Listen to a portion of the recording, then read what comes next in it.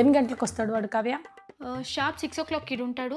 ఇంకో విషయం, తను ఊరికే భయపెట్టద్దు, కొంచెం కూల్గా మాట్లాడు, పాపం భయపడతాడు. నా ఫేస్ ఏమో అంత భయంకరంగా ఉందా? మళ్ళీ నువ్వు అయితే సేమ్ నా మాదిరినే కనపడుస్తావు. నిన్ను ఎట్లా లవ్ చేసేస్తున్నాడు? లవ్ చేసేటప్పుడు భయపడలే, ఇప్పుడు భయపడతాడా? 1 time చేయమంటావు? పనీర్ చేయొద్దు, అలాగే మసాలా ఉండే ఫుడ్ అస్సలు చేయొద్దు.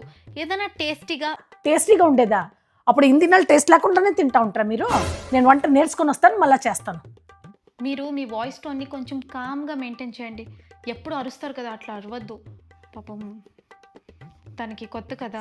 నువ్వు ఒక్కసారి చెప్పింది తింటే అందరూ కామ్గానే మాట్లాడతారు, కానీ నువ్వు ఒక్కసారి చెప్పింది లేవు కదా, 10 సార్లు చెప్పాలా, దానికే వాయిస్ రేజ్ అవుతుంది.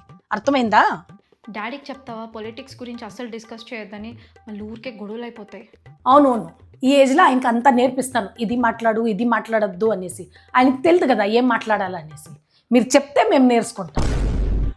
వాళ్ళ ఇంట్లో చాలా బ్రాడ్ మైండెడ్గా ఉంటారు. సో మీరు ఏ క్వశ్చన్ పడితే ఆ క్వశ్చన్ అడగద్దు.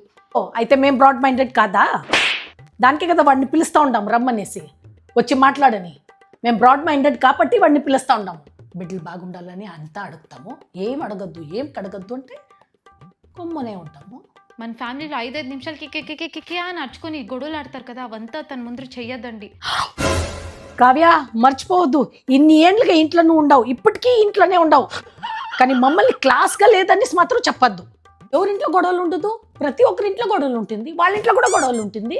పోయి అడుగు, వాళ్ళు మూసి పెడతారు, మేము మూసి పెట్టలేదు అంతే. మేము ఫ్రీడమ్ ఇచ్చినాం చూడు, మా తప్పు, మా చెప్పుకి టిక్కి కొట్టుకోవాలా. నువ్వు ఊరికే శాలరీ ఎంత వస్తుంది చేతికి అవంతా అడగద్దు. తను చాలా అన్కంఫర్టబుల్గా ఫీల్ అవుతాడు. శాలరీ గురించి అడిగేసి నేనేం చేయాలి? నేను శాలరీ చూసేసి నో అంటే నువ్వేమన్నా వద్దంటావా?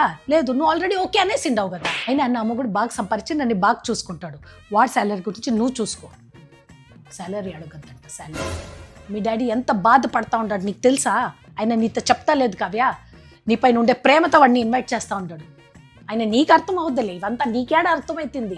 డాడీ పిచ్చోడు, డాడీకి ఏమీ తెలియదు, మమ్మీ పిచ్చిది, మమ్మీకి ఏమి తెలియదు.